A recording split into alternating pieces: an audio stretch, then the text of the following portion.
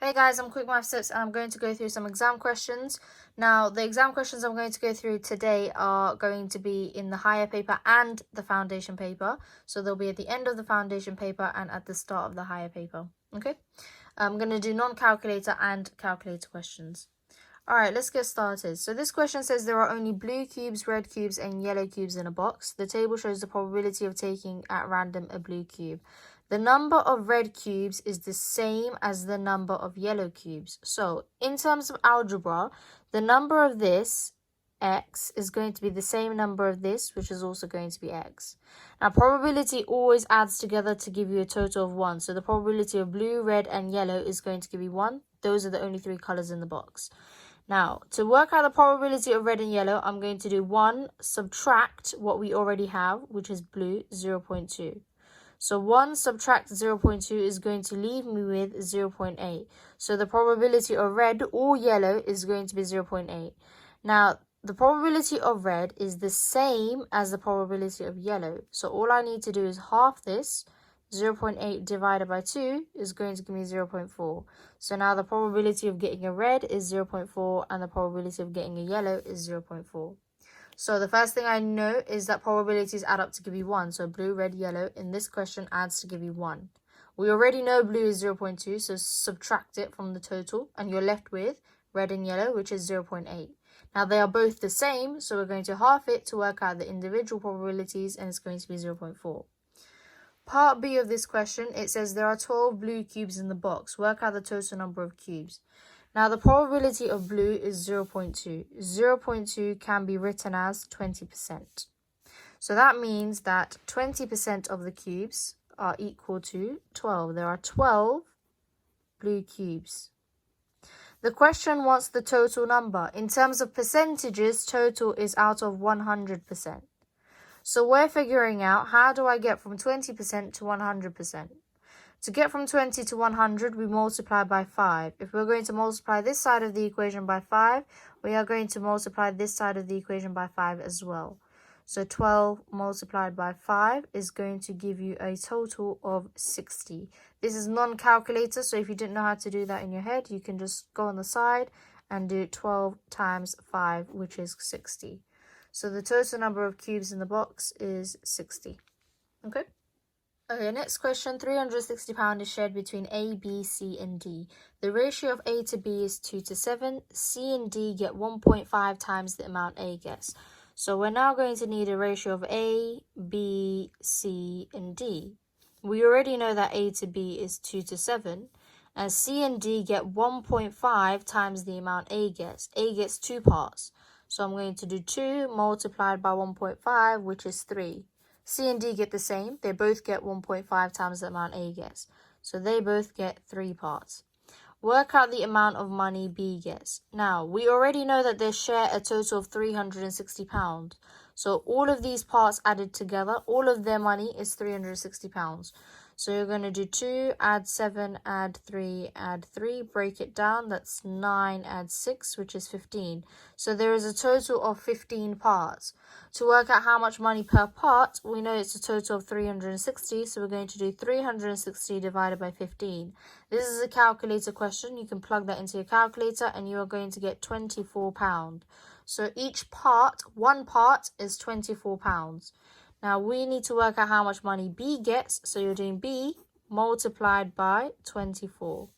So B gets 7 parts. So we're going to do 7 multiplied by 24, which is going to be 168 pounds. The container is 2/3 full of water. 1 cup holds 275 milliliters. What's the greatest number of cups that can be completely filled with water? So the first thing I need to do is work out the volume of this container. To work out the volume of a cuboid, you are going to do length times width times height. So I'm going to do 30 multiplied by 6 multiplied by 19 in no particular order. Plug them into my calculator and I'm going to get 3,420 milliliters. That's how much volume this whole container is.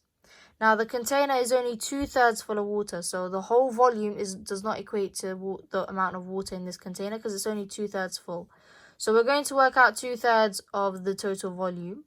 Now, if this was non-calculator, I would say divide it by the denominator multiplied by the top number. But because this is a calculator question, you can just plug it into the calculator by doing 2/3 multiplied by the volume, which is 3,420. You can divide it by 3, then multiply it by 2 in your calculator. That is not wrong. There is another method where you can just do 2/3 multiplied by the total volume, and you are going to get 2,280 milliliters. Now that's how much water is in the container. The question's asking how many cups can you completely fill with this amount of water. So what I'm going to do is I'm going to divide it by how much water a cup holds. So 2,280 divided by 275. Plug that into your calculator, you're going to get 8.290. Now you can't have a decimal for your answer because you have to have a number of cups. You can't have half a cup, that's not possible. Now you're not going to round it up, you're going to round it down because how many cups are going to be completely full? You're going to have 8 full cups and a little bit full. So the amount of full cups is going to be 8. And that's going to be your answer. Okay? Alright. ABC is a right angle triangle. Calculate the length of AB. Give your answer correct to 2 decimal places. Okay. Now, we've got a right angle triangle. We've got angles involved, so we're going to use trigonometry, SOHCAHTOA. The first thing we're going to do is label the triangle. So the side opposite the right angle is the hypotenuse. The side opposite the other angle is the opposite. And the leftover side is the adjacent. The question wants us to work out the length of AB, so we're working out that length there. Now, I'm going to write out SOHCAHTOA. Next step is to cross off SCT. Next step is to cross off the information given and the information needed. So we've been given 16, which is the hypotenuse, so I cross off the H's. And we need X, which is the opposite, so we cross off the O's. The one that's fully crossed off is SO. And the formula for that is sine theta equals opposite over hypotenuse. Theta stands for the angle in the question. We're going to substitute the values into this formula.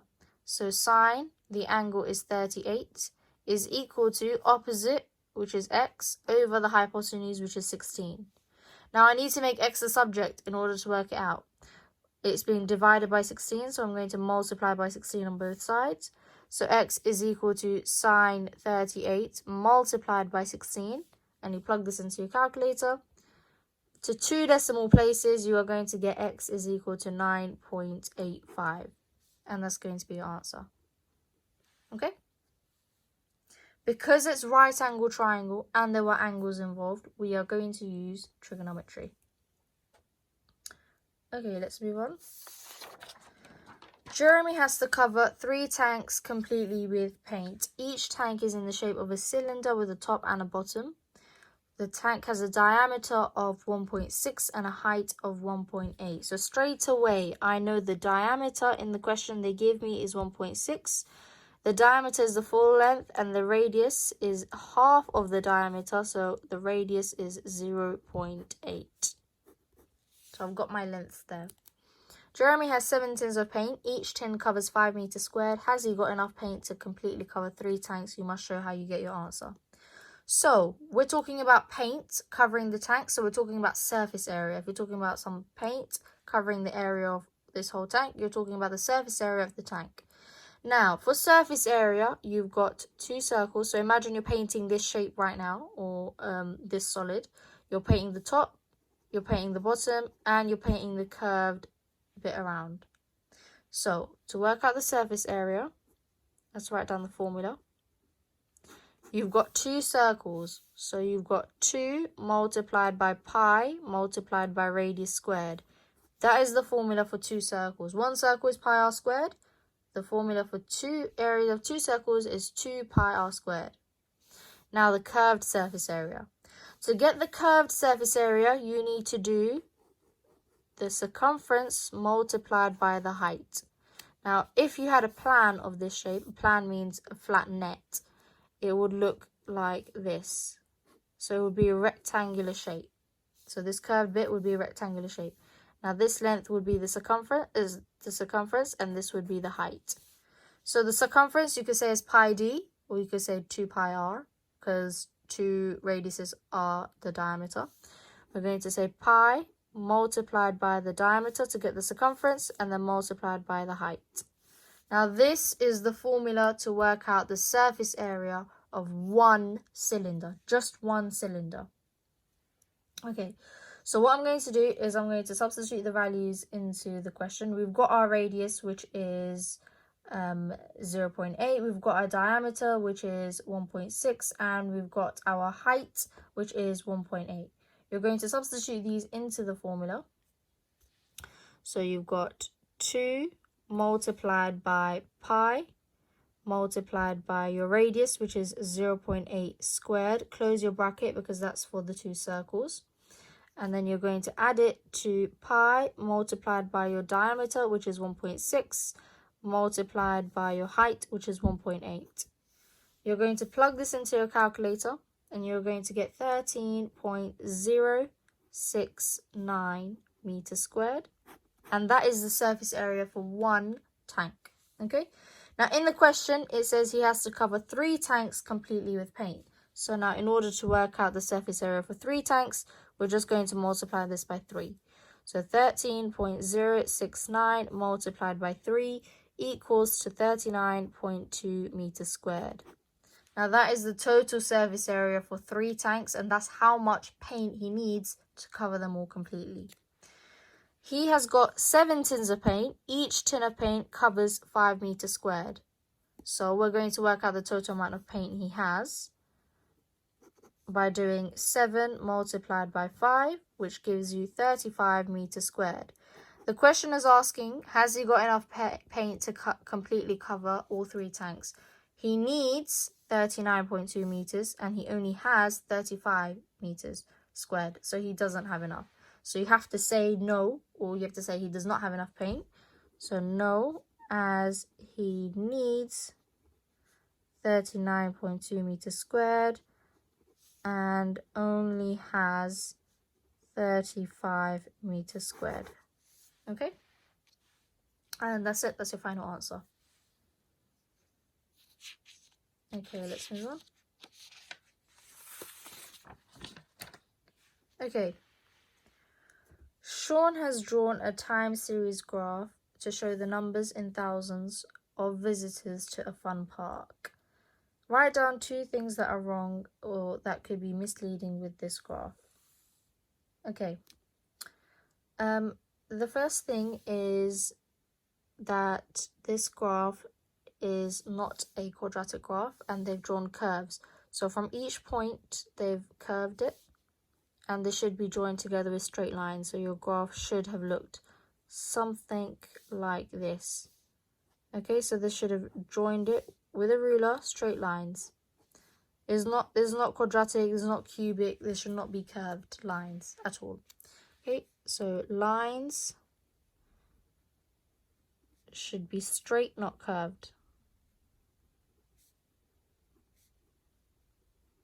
Now, when you're looking at some mistakes that they've done on a graph, you're always going to look at the numbers. So here we've got 2, 3, 4, 2, 3, 4, 2, 3, 4. That looks fine. Here we've got 6, 6.5, 7, 7.5, 8, 8.5, 9, 10. Now, 9.5 is missing. Okay, so that's not a proper linear graph. So 9.5 is missing. You can't skip numbers. If you're going in a specific order, you cannot skip numbers. All right, that's 2 things that are wrong with this graph. Let's move on. The diagram shows a hexagon. The hexagon has 1 line of symmetry. So it has 1 mirror line. It is the line of symmetry is going to be here. So this half of the shape is exactly the same as this half of the shape, which means all the angles on the right hand side are going to be the same as all of the angles on the left hand side. So this here is also going to be 117 degrees. It says angle BCD is 2 times angle CDE. So angle BCD, this one here, is going to be double this angle here. So we're going to call this angle X because we don't know it. And since this one is going to be double, we're going to call it 2X. The angles on the right are the same as the angles on the left. So this is going to be 2X. And this is also going to be X. Now what's the question asking us? The question is asking us to work out the size of angle AFE which is that angle there. Now, we've got 6 angles in this shape. It's a 6-sided shape. We need to work out the total sum of interior angles. What do all the angles in this shape add up to? The formula for total sum of interior angles is n minus 2 multiplied by 180. N meaning number of sides. Now, this shape has 6 sides, so 6 minus 2 multiplied by 180. 4 multiplied by 180 is going to give you 720. So the angles in this shape add up to 720 degrees. Now we can create an equation. This plus this plus this will all add up to give you 720. So let's write it out. 117 plus 117 plus 2x, add 2x, add x equals 720. You're going to group together your numbers and group together your algebra. So 117 add 117 is 234. Plus 2x, x, and x is going to give you 6x is equal to 720. Now you're going to rearrange to make x the subject. You're going to subtract 234 on both sides. And you get 6x is equal to 486. To work out the value of x, you divide it by 6 on both sides, and you get x is equal to 81 degrees. Now, the final answer is not going to be x because you need to work out this angle, and this angle is 2x. So to work out the angle of AFE, you are going to multiply x with 2. So 2 multiplied by 81, which is going to be 162 degrees. And that's your final answer. Okay? All right, let's move on.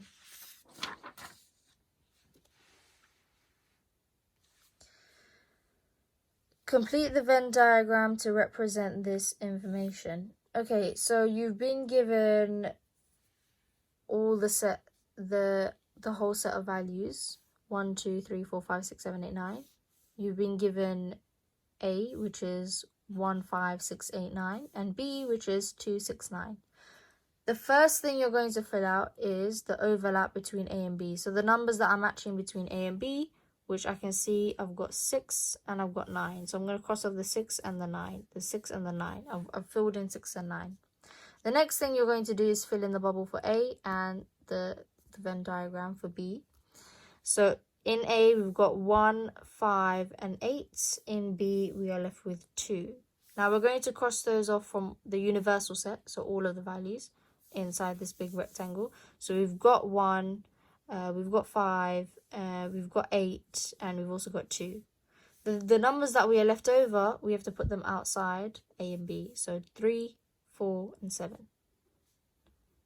And that's it. There are no other numbers in the universal set. It was only 1 to 9. It says complete the Venn diagram to represent this information. So we've done that. A number is chosen from the universal set. Find the probabilities in A and B. So this sign N in Venn diagrams means and. If it means and, it has to be the numbers in this set here, because these numbers are in A and they are in B. It does not mean all of them. If it had this U shape, that means or. Or means it could be A, it could be B, or it could be A or B. But if it says and, it has to be the numbers in the overlapping section only, because they have to be part of A and they have to be part of B. So there are only 2 numbers in A and B, but it's probability. So 2 out of 1, 2, 3, 4, 5, 6, 7, 8, 9. So your probability is going to be 2 out of 9. Okay? And that's your answer. Okay.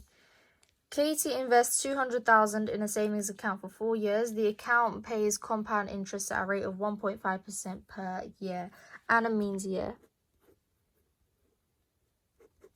Calculate the total amount of interest you will get at the end of 4 years. First and foremost, we're talking about percentages. Percentages are always out of 100. Let's start off with 100.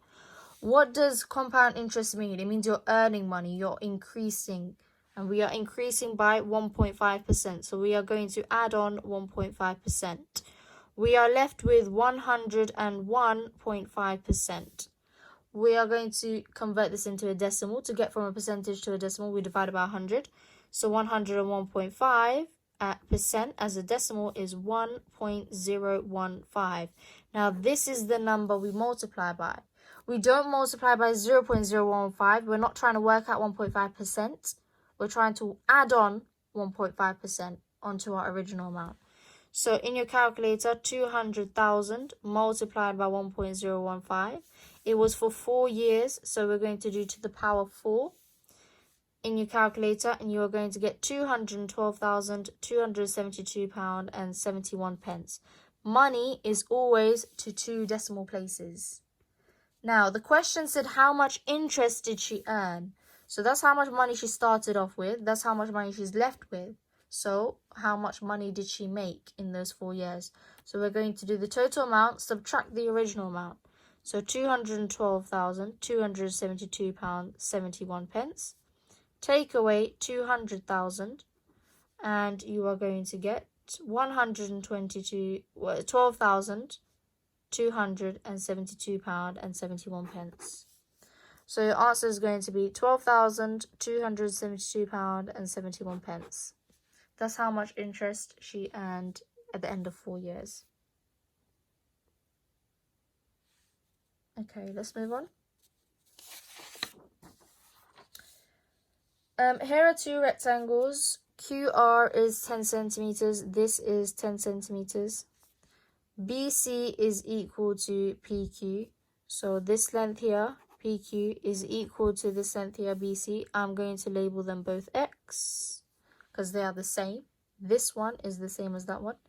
The perimeter of ABCD, so the perimeter of this one is equal to 26 centimeters. And the area of PQRS, the area of this one, is 45 centimeters squared. Find the length of AB, this one here. Now, I'm not going to call it X because I've already used X, so I'm going to call it Y. We need to work out the length of ABCD. The length of AB, sorry. And the perimeter for ABCD is 26 centimeters. So the first thing I'm going to do is I'm going to work out the value of X. I know that the length times width equals to the area. So the length times width is 10 multiplied by X, which is equal to 45. To work out the value of X, I divide it by 10 on both sides, and I get X is equal to 4.5. This is a non-calculator question. Now, opposite sides of a rectangle are equal, so that one will also be X and that will also be Y. And the perimeter is 26 centimeters. We can create an equation. 2X plus 2y is equal to 26 centimeters.